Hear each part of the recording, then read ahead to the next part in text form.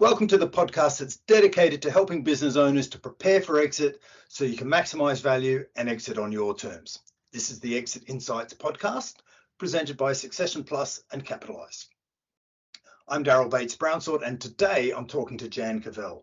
Welcome, Jan. Thanks for joining us today. Thank you so much. I'm very pleased to be here. Great. So, Jan, look, the reason we asked you to join us on the show is that you're a business owner who's been there and done that. You started the business like a lot of entrepreneurs. You're on the proverbial kitchen table. You built it up. I think you explored some of your succession options and learned the hard way. So why don't you give us a bit of a background on your business? It's a better story coming from you. Well, I'm happy to do that. You're right. I started very much kitchen table job, and I grew it rather unexpectedly to a fairly decent size with a couple of factories and 50 odd people working for me at one stage, which nobody expected me least of all, because I did not know a thing about business. And I certainly, therefore, never had a plan of what I was going to do with it. It was income from a sort of week-to-week job when I started. But I was a single mum. I was, therefore, sort of looking to the future a few years in, and both kids were muttering about wanting to come into the business briefly. And then in the end, my son did. And he came into the sales department, which he was extraordinarily good at. It was all fine. He stayed for sort of 5 or 6 years, but he was incredibly young when he joined. And I don't know if the listeners have ever had this situation of one of your children coming into the business, but I found that it was very sort of two hats. There were challenges with the parental relationship, I think, young 20s, thinking he knew everything about business, which he'd agree now I didn't. But equally, I felt I knew everything about business. So there was the odd clash.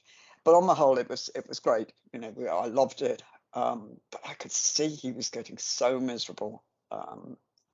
So literally one day I stood up without even a lot of forward planning, and I said, right, we'll go to pub at lunchtime. And he said, are we? And I said, yeah, I'll buy you a drink. And we sat down, and I took a deep breath, and I said, I want you to leave the business. He said, I beg your pardon. Thinking, yeah. And it took him about 10 minutes, and he said, are you sure? Are you sure? Are you sure? This is wonderful. And so we agreed. He stayed for a while so that I could sort things out. And he went travelling and settled in Australia. So didn't come back, which was a thought that I had, that it would all work out still on the succession plan in the end. Okay. So how old was the business at this stage? I guess probably at that stage it was about 14 years old. 14 years. And how many people were in the business? At that point, we'd probably come down to sort of late 30s, around the 40 mark, something like that. 30, 40 people. And it was a manufacturing business, wasn't it? It was, yeah. Yeah. So what were you manufacturing? Furniture. And for the local market? Not all local. No, we did quite a bit for export as well. But it certainly sort of bombed around through Great Britain anyway. Okay. So 30, 40 people, so a significant SME, and doing okay. And then your key, was it your son? Was he your key salesperson? He was, yeah. He was the senior sales as well, and I have to say he didn't leave me very well off on that department. Okay, so what happened after that? He leaves the business. He goes off traveling to Australia, stays there. You need a new salesperson. You've decided your son's not the best exit strategy. It's not good for many reasons. What happens next? Well, the sales actually was never a problem because, of course, it was me that built the sales originally because that was my background. So in actual fact, much as I missed him because it was one whole chunk of the business that I actually didn't have to think about, and that as a business owner, as we know, is wow, Christmas present come early. But so all of a sudden I did have to think about it again, and I had to train a new team and everything. but it didn't faze me, that. But the isolation did, and the why am I doing it did, because of course I'd started it, for us as a family to provide for the children's future, and they were off doing their own future. Thank you very much. And I told myself it was frightfully sensible and it would be good for my retirement. But it wasn't a terribly inspired thing to get out of bed in the morning. And try as I might, I couldn't really get the drive or enthusiasm I once had. Okay, so you're going through the period where you're you're losing motivation for the business and trying to figure out what's next, and take it on. Was it then that you started to think about, well, maybe it's time to exit? It was indeed, and having been this incredibly ignorant startup, I mean, beyond ignorant, I think, I decided to go on some courses in London and join high growth clubs because we were high growth still. And so I started talking to other entrepreneurs and started learning, which was fantastic, if a little late in the day. But I turned to them and I said, I just can't do this. I can't do this one more day. Please help. Who do you know? I don't know anything about selling a business. Yeah. Do you know anybody who would be interested? Okay. And they made some introductions, and everybody kept on saying, "You sure? You sure? You sure?" Because it was still a nice little business. Thank you very much. And I said, "Yeah, I'm sure. Just get me out of here." And that was when I met, or started chatting to, actually, to be exact, a consortium led by Jeremy Harbour, who I know you've had on the show. Yep. And he made me an offer, and so that was a sort of crunch moment, and it got quite. It's just as well he's still nice to me, but because it got quite far down the line when I backed out. It really was a deal done, and he made me an offer, and a good offer at that. But I was only consoled. I remember at the time reading a story that from some entrepreneur that they'd actually got to the meeting where they were going to sign the papers and walked out. So obviously, I'm not the only one who walks away from a deal, however stupid. Yeah. Well, I know, from the work we do, when business owners and entrepreneurs, and I'm calling you an entrepreneur, even though you've sort of discounted the experience you had, that's quite normal in our experience. But one of the things that stalls deals and prevents them from proceeding is business owners are quite visionary people, and they once they get an idea in their head, they charge full steam ahead, and nothing stops them, and that's why they're so effective in the marketplace. But if they don't know where they're going next, if they don't know what's next for them, they'll find reasons to stall the deal. And so part of exit planning is getting really clear about what the entrepreneur is going to move on to, whether it's to chair the golf club, to start up a charity, to do whatever, angel investing. There's all sorts of options. Oh, absolutely. But most entrepreneurs, they talk about sipping pina coladas and sitting on the beach getting a suntan. But after 3 weeks of that, they've had enough. They're active. They like to get things done. They want to keep moving, and so they need to know what that's going to be. And if they don't, they'll find some reason to stay in their business, even though they hate it. Absolutely. It's strangely it gets tied up in your identity, I think, as I'm sure you see, Yep. but you don't. If you've been in it that long, you can't imagine what life would be like if it wasn't that. So you still hate the life, but it's just, so what? What would life be? And I guess that particularly, because it came at a point when the children were leaving home, so again, that side of life was, what's that going to look like, or what does that look like? Not sure yet. And the whole world seemed to be a bit collapsing around my ears, and I clung on to the one thing I shouldn't have clung on to, really. Okay, so Jeremy makes a deal. You go through. You must have learned something by going through that process with Jeremy and got some experience and insight as to how a business is transferred. But at the end of the day, the 11th hour, you decided no. What happened after that? Well, for some reason, I thought, okay, I've got to stay in, and I will do a good job, and I will go on, and I will grow the business further. And I honestly can't remember. I think I probably lasted another 6 months till I woke up again, thinking, can't face this.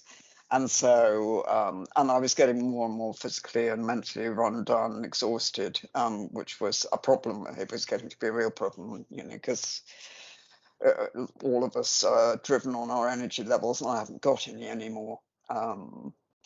And I think the next one was an entrepreneur who I knew, who had several businesses and invested in several, and we often chatted, and he said, "Oh, well, I'll come in and look after it for you and have a rest." And I thought, thank goodness, that's wonderful. And I should have not looked a gift horse in the mouth, or looked the gift horse in the mouth. I can't exactly remember that one.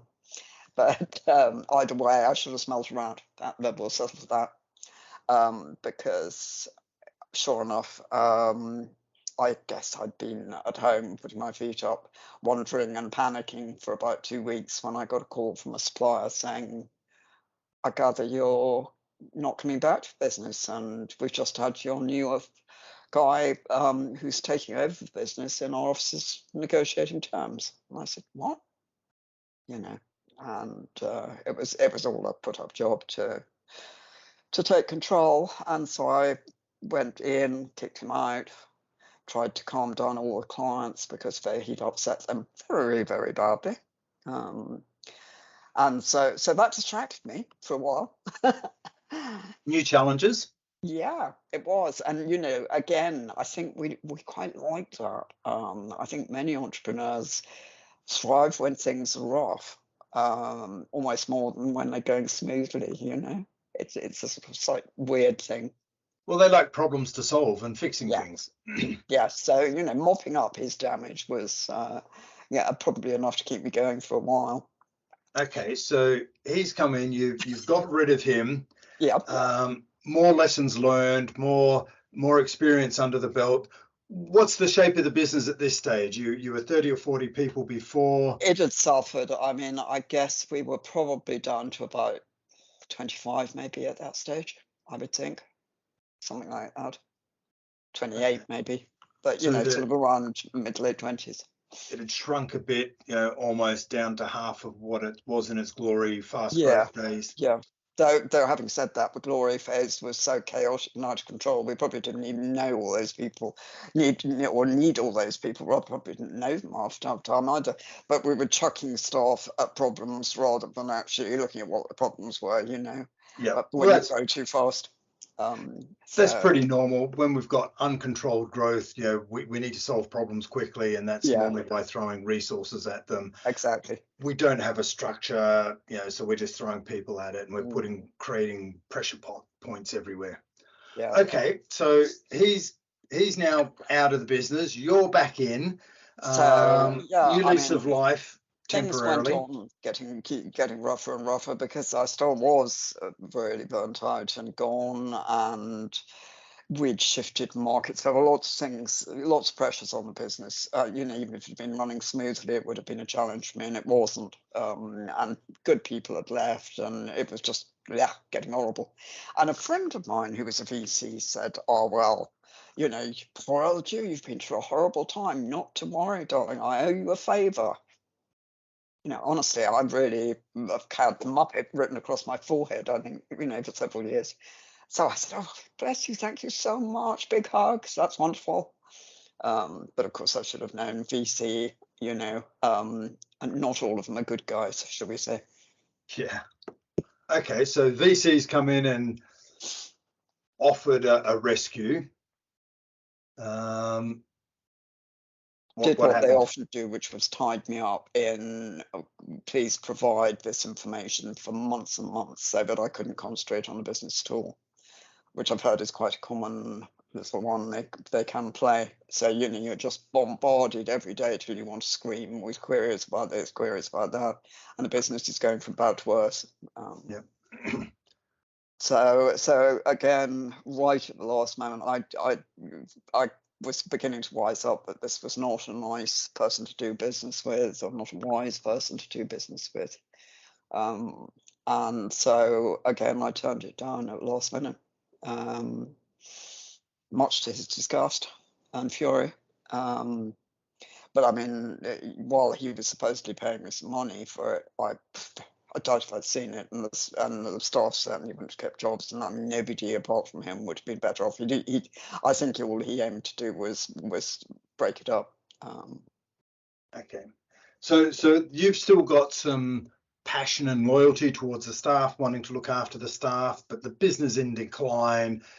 Yeah, you've gone through several tranches now of false starts of an exit, so to speak. It's running around, it's reacting, it's being highly stressful. VC's now out of the business, Jan's back into the business. What's happening?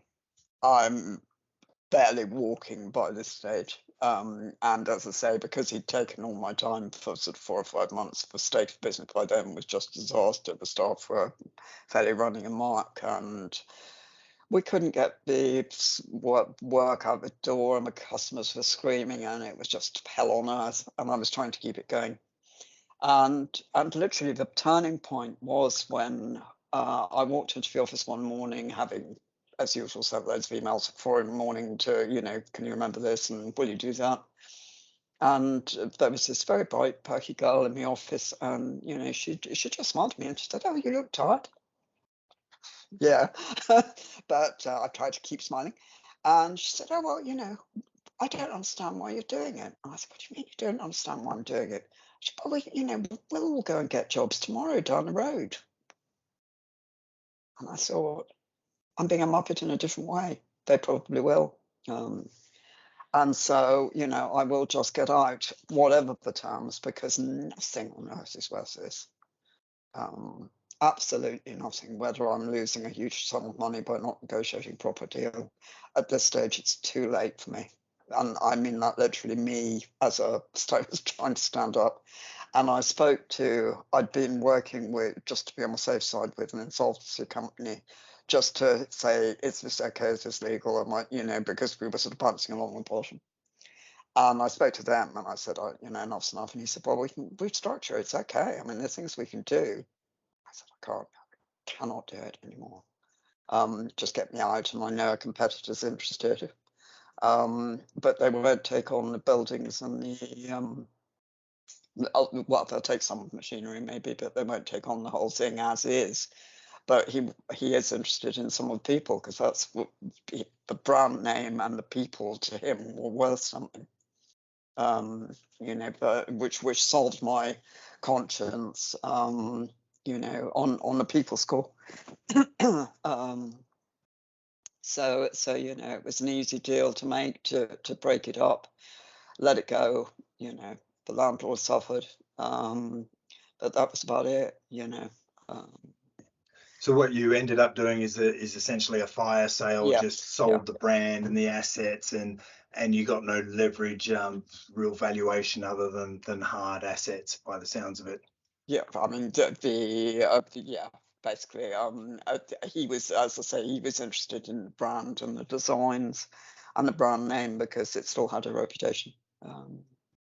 Okay. So it's, by the sounds of it, you started with an offer in the heyday. It didn't feel right to you. Yeah, and I guess partly because you weren't aware of some of the planning and preparation you needed to do, and because of that, you were offered a package, but it didn't proceed. And then it sounds like it was a gradual decline, and yeah, unfortunately, of me and the business, I think. Of you and the business. All right. So you finally got out. And what sort of time frame was this between the first offer and when you finally exited? 4 or 5 years, I would think. 4 or 5 years. So a long and painful Yeah, withdrawal by the sounds of it. awful 4 or 5 years. I don't regret the business, but my goodness, I should have made a move a bit sooner and got on with it, whether it was the right decision or not.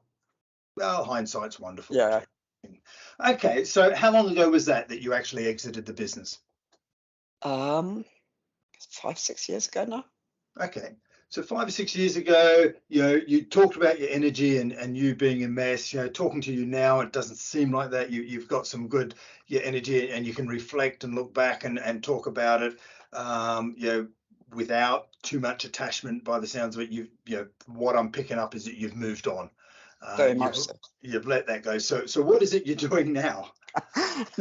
Well, I decided to follow my childhood dream. It was very much me time now as opposed to providing for the children. And so I write, and I am currently just about to produce my second book, which, and I still get really challenged and excited about it in a way I guess I never did over producing furniture, which was just a product, but I'll bounce up and down and say, I'm an author.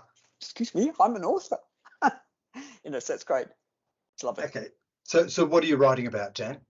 I write about entrepreneurship for all that, which I worried was something I shouldn't do in a funny sort of way. It's crazy, isn't it? When we go through these long, drawn out disasters at the end, we forget we've actually run a successful business for considerably longer than that period, and you do for a long while feel absolutely worth this, but I had learnt an awful lot along the way, and particularly towards the end when I decided learning was a good thing and made time to do so.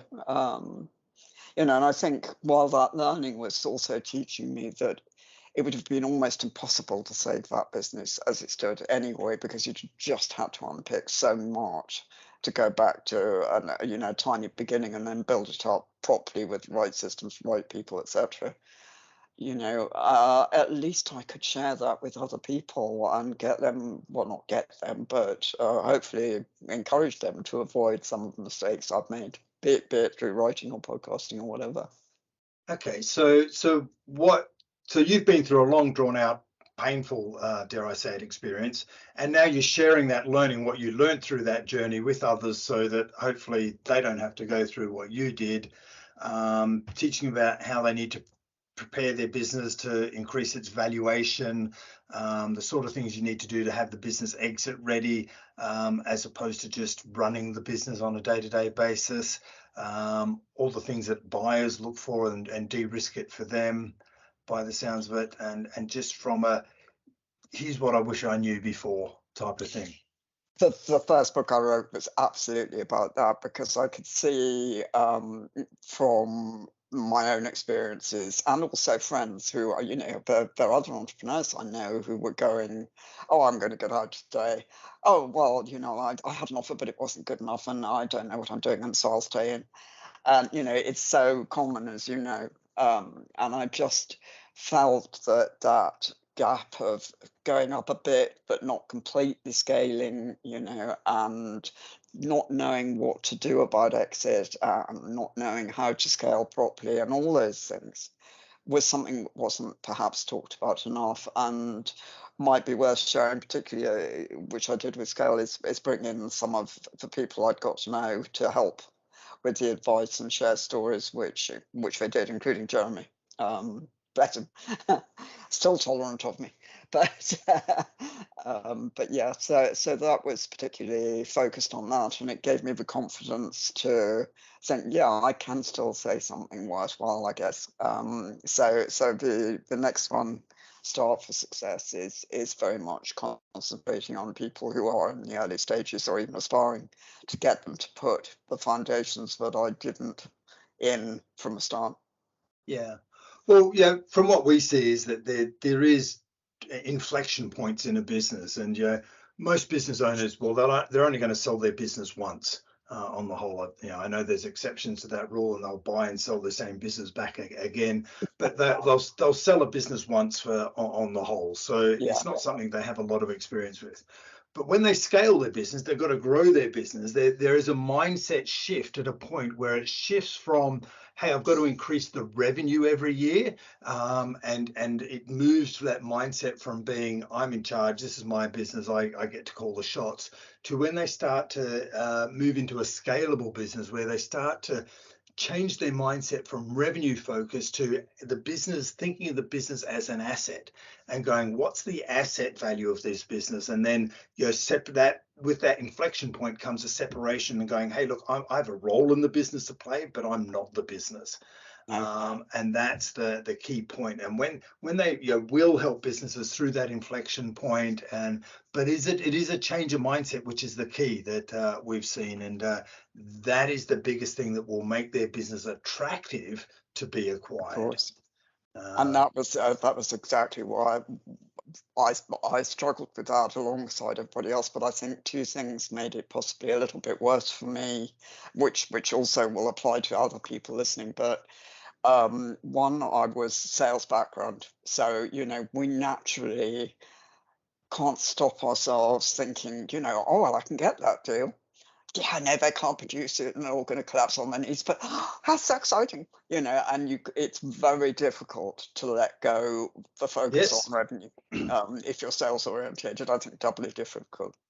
And the other mistake was having come from the kitchen table and building a reputation personally, I stuck with my name as a business name, which put me so central. It was very difficult for anybody to see anything separate about the business. And so even when I sold the brand, it was my name I sold, which is quite bizarre. Yeah. Well, and we've seen it with a number of other businesses. It is possible to grow beyond the name and for the name to become a brand. But absolutely right. That moving from the mindset of, because a lot of entrepreneurs, they're solving problems and they go, the business needs me. That's good. I feel important. I have a vital role to play. The business depends on me. And what one of my clients said to me once is, hey, look, I get it now. The more the business needs me, the less it's worth. So absolutely. So okay, Jan. So you're working. So your first book was all about your journey and helping business owners to do as you say, not as you do, so to speak. What's the next book? I think, and that book's available on Amazon. That book, Scale for Success, it's been out for a few years now. It came out just when the pandemic hit, but Scale for Success is out. But Start for Success, which is a broader one in many ways, is out in January. As of the 3rd of January, the moment anybody comes back, it'll be available for pre-order. So that'll be pretty good. I think like everything else, you learn a little bit more as you go along with books. And we'll put those links in the show notes alongside. So if people want to follow up and read the book and learn what not to do, they can do that. Jan, look, thanks. I really appreciate sharing your insights and being so open and vulnerable with the audience to go, because this is important stuff.